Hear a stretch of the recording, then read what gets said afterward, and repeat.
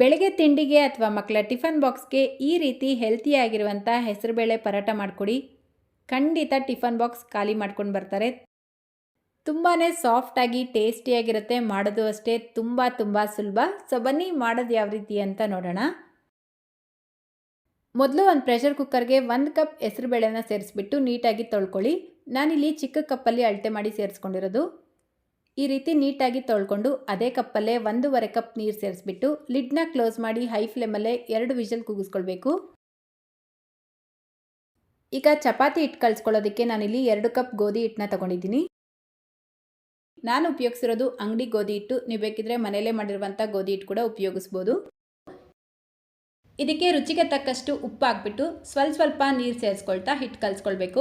ಈ ಪರೋಟಾಗೆ ಹಿಟ್ಟು ಕಲಿಸ್ಕೊಳ್ಬೇಕಾದ್ರೆ ಒಂಚೂರು ಗಟ್ಟಿಯಾಗಿ ಕಲಿಸ್ಕೊಳ್ಬೇಕು. ಅಂದರೆ ನಾರ್ಮಲಾಗಿ ಚಪಾತಿ ಮಾಡೋದಕ್ಕೆ ಸಾಫ್ಟಾಗಿ ಕಲಿಸ್ಕೊಳ್ತೀವಲ್ವ, ಇದಕ್ಕೆ ಒಂಚೂರು ಗಟ್ಟಿಯಾಗಿ ಕಲಿಸ್ಕೊಳ್ಳಿ. ಈ ರೀತಿ ಚೂರೇ ನೀರು ಹಾಕ್ಬಿಟ್ಟು ಚೆನ್ನಾಗಿ ಮಿಕ್ಸ್ ಮಾಡ್ಕೊಳ್ಳಿ. ಈಗ ಮೇಲ್ಗಡೆ ಒಂದು ಅರ್ಧ ಟೀ ಸ್ಪೂನ್ ಎಣ್ಣೆ ಸೇರಿಸ್ಬಿಟ್ಟು ಜಸ್ಟ್ ಈ ರೀತಿ ಮಿಕ್ಸ್ ಮಾಡಿ ಒಂದು 15 ನಿಮಿಷ ನೆನೆಸಿಡಬೇಕು. ಈಗ ನೋಡಿ, ನಾವು ಆಗಲೇ ಇಟ್ಟಿರುವಂಥ ಹೆಸರುಬೇಳೆ 2 ವಿಷಲ್ ಕೂಗಿಸ್ಕೊಂಡಿದ್ದೀನಿ. ಪ್ರೆಷರ್ ರಿಲೀಸ್ ಆಗಿದ ತಕ್ಷಣ ಲಿಡ್ ಓಪನ್ ಮಾಡ್ಕೊಳ್ಳಿ. ನೋಡಿ, ಬೇಳೆ ಈ ರೀತಿ ಬೇಯಿಸ್ಕೊಳ್ಬೇಕು. ನಾವು ಸೇರಿಸಿರುವಂಥ ನೀರು ಕರೆಕ್ಟಾಗಿದೆ. ಈ ರೀತಿ ಬೇಳೆ ಸ್ವಲ್ಪ ಉದ್ರುದ್ರಾಗೆ ಇರಬೇಕು. ಅಂದರೆ ಬೇಳೆ 90% ಬೆಂದಿರಬೇಕು. ತುಂಬ ನುಣ್ಣಗೆ ಪೇಸ್ಟ್ ಮಾಡ್ಕೊಳ್ಬಾರ್ದು. ಆ ರೀತಿ ಮಾಡಿದಾಗ ನೀವು ಪರೋಟ ತೀಡಬೇಕಾದ್ರೆ ನೀವು ಸ್ಟಫಿಂಗ್ ಏನು ಮಾಡಿರ್ತೀರ ಅದೆಲ್ಲ ಹೊರಗಡೆ ಬರುತ್ತೆ.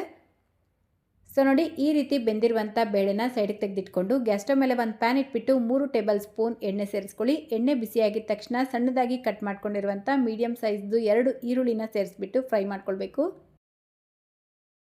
ಇದರ ಜೊತೆಗೇ ಅರ್ಧ ಇಂಚು ಶುಂಠಿನ ತುರಿದ್ಬಿಟ್ಟು ಸೇರಿಸ್ಕೊಂಡಿದ್ದೀನಿ. ಶುಂಠಿ ಸೇರಿಸ್ಕೊಳ್ಳೋದ್ರಿಂದ ಫ್ಲೇವರು ಚೆನ್ನಾಗಿರುತ್ತೆ, ಜೀರ್ಣ ಕೂಡ ಚೆನ್ನಾಗಾಗುತ್ತೆ. ನೋಡಿ, ಈರುಳ್ಳಿ ಈ ರೀತಿ ಟ್ರಾನ್ಸ್ಪರೆಂಟ್ ಆಗಿದ ತಕ್ಷಣ ಗ್ಯಾಸ್ ಫ್ಲೇಮ್ನ ಕಡಿಮೆ ಮಾಡಿಬಿಟ್ಟು ಅರ್ಧ ಟೀ ಸ್ಪೂನ್ ಅಚ್ಕಾರದ ಪುಡಿ, ಅರ್ಧ ಟೀ ಸ್ಪೂನ್ ಧನಿಯಾ ಪುಡಿ, ಅರ್ಧ ಟೀ ಸ್ಪೂನ್ ಗರಂ ಮಸಾಲ, ಅರ್ಧ ಟೀ ಸ್ಪೂನ್ ಜೀರಿಗೆ ಪುಡಿ, ರುಚಿಗೆ ತಕ್ಕಷ್ಟು ಉಪ್ಪು, 1/4 ಟೀ ಸ್ಪೂನ್ ಅರಿಶಿನ, ಅರ್ಧ ಟೀ ಸ್ಪೂನ್ ಕಸೂರಿ ಮೆಥಿನ ಸೇರಿಸ್ಬಿಟ್ಟು ಇದೆಲ್ಲವನ್ನು ನೀಟಾಗಿ ಮಿಕ್ಸ್ ಮಾಡ್ಕೊಳ್ಳಿ.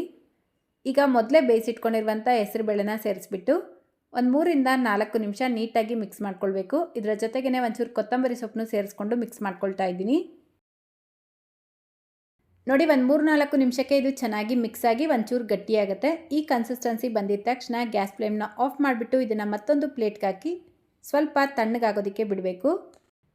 ಸೊ ಈಗ ಸ್ಟಫಿಂಗ್ ಅನ್ನೋದು ರೆಡಿಯಾಗಿದೆ. ಪರೋಟ ಮಾಡ್ಕೊಳ್ಳೋಣ.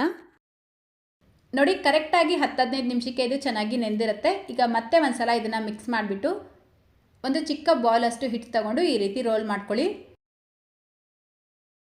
ರೋಲ್ ಮಾಡಿಬಿಟ್ಟು ಸ್ವಲ್ಪ ಫ್ಲ್ಯಾಟ್ ಮಾಡಿಕೊಂಡು ರೆಡಿ ಮಾಡಿ ಇಟ್ಕೊಂಡಿರುವಂಥ ಸ್ಟಫಿಂಗ್ನ ಸ್ವಲ್ಪ ತೊಗೊಂಡು ರೋಲ್ ಮಾಡಿ ಇದರ ಮಧ್ಯಕ್ಕಿಟ್ಟು ಕವರ್ ಮಾಡ್ಕೊಳ್ಬೇಕು. ನೋಡಿ, ಈ ರೀತಿ ಪೂರ್ತಿಯಾಗಿ ಕವರ್ ಮಾಡಿಬಿಟ್ಟು ನಾರ್ಮಲಾಗಿ ಚಪಾತಿ ತೀಡ್ಕೊಳ್ತೀರ ಅಲ್ವಾ, ಅದೇ ರೀತಿಯೇ ತೀಡ್ಕೊಳ್ಬೇಕು. ಈ ಪರೋಟನ ಚಪಾತಿ ಥರ ತುಂಬ ತೆಳುವಾಗಿ ತೀಡ್ಕೊಳ್ಬಾರ್ದು, ಅದಕ್ಕಿಂತ ಒಂಚೂರು ಮಂದವಾಗಿ ಇರಬೇಕು. ನೋಡಿ, ಈ ರೀತಿ ರೌಂಡಾಗಿ ಇದನ್ನು ಲಟ್ಟಿಸ್ಕೊಂಡು ಗ್ಯಾಸ್ ಸ್ಟವ್ ಮೇಲೆ ಒಂದು ತವಾ ಇಟ್ಬಿಟ್ಟು ಬಿಸಿ ಮಾಡ್ಕೊಳ್ಳಿ. ತವಾ ಬಿಸಿಯಾಗಿದ ತಕ್ಷಣ ಈ ಪರೋಟನ ಸೇರಿಸ್ಬಿಟ್ಟು ಮೀಡಿಯಮ್ ಟು ಹೈ ಫ್ಲೇಮಲ್ಲಿ 2 ಕಡೆ ಸ್ವಲ್ಪ ಎಣ್ಣೆ ಅಥವಾ ತುಪ್ಪ ಹಚ್ಬಿಟ್ಟು ಬೇಯಿಸ್ಕೊಳ್ಳಿ. ಅಷ್ಟೇ ನೋಡಿ, ಈಗ ಸಾಫ್ಟ್ ಆ್ಯಂಡ್ ಟೇಸ್ಟಿಯಾಗಿರುವಂಥ ಹೆಸರುಬೇಳೆ ಪರೋಟ ರೆಡಿಯಾಗಿದೆ. ಇದೇ ರೀತಿ ಉಳಿದಿರುವಂಥ ಎಲ್ಲ ಪರೋಟಗಳನ್ನು ಮಾಡ್ಕೊಳ್ಬೇಕು. ಈ ಪರೋಟ ಜೊತೆಗೆ ಯಾವುದೇ ರೀತಿ ಸೈಡ್ ಡಿಶ್ ಇಲ್ಲ ಅಂದ್ರೂ ಒಂಚೂರು ತುಪ್ಪ ಹಾಕ್ಕೊಂಡು ತಿನ್ನಿ, ತುಂಬಾ ಚೆನ್ನಾಗಿರುತ್ತೆ. ಹಂಗೂ ಬೇಕು ಅಂತ ಅನಿಸಿದ್ರೆ ಟೊಮೆಟೊ ಕೆಚಪ್ ಅಥವಾ ಮೊಸರು ಜೊತೆಲಿ ತಿನ್ಬೋದು, ಅಥವಾ ನಿಮ್ಗೆ ಇಷ್ಟ ಆಗಿರುವಂಥ ಚಟ್ನಿ ಸಾಂಬಾರ್ ಜೊತೆಲೂ ತಿನ್ಬೋದು. ನೋಡಿ, ಪರೋಟ ಎಷ್ಟು ಸಾಫ್ಟ್ ಆಗಿದೆ ಅಂತ. ಒಳಗಡೆ ಸ್ಟಫಿಂಗು ಅಷ್ಟೇ ತುಂಬ ಚೆನ್ನಾಗಿ ಈವನ್ ಆಗಿ ಸ್ಪ್ರೆಡ್ ಆಗಿರುತ್ತೆ. ತಿನ್ನೋದಕ್ಕೂ ಅಷ್ಟೇ ರುಚಿಯಾಗಿರುತ್ತೆ ಸ್ನೇಹಿತರೆ. ಸೊ ಮಿಸ್ ಮಾಡ್ದಿರೋ ಈ ರೆಸಿಪಿನ ಒಂದ್ಸಲ ಟ್ರೈ ಮಾಡಿ. ಇವತ್ತಿನ ಈ ಹೆಸರುಬೇಳೆ ಪರೋಟ ನಿಮ್ಮೆಲ್ಲರಿಗೂ ಇಷ್ಟ ಆಗಿದೆ ಅಂತ ಅಂದ್ಕೊಳ್ತೀನಿ. ಇಷ್ಟ ಆಗಿದ್ರೆ ಲೈಕ್, ಶೇರ್, ಕಮೆಂಟ್ ಮಾಡೋದನ್ನು ಮರಿಬೇಡಿ. ಇದೇ ರೀತಿ ಮತ್ತೊಂದು ಟೇಸ್ಟಿ ಆ್ಯಂಡ್ ಹೆಲ್ತಿ ರೆಸಿಪಿಯೊಂದಿಗೆ ಮತ್ತೆ ಸಿಗೋಣ. Thank you.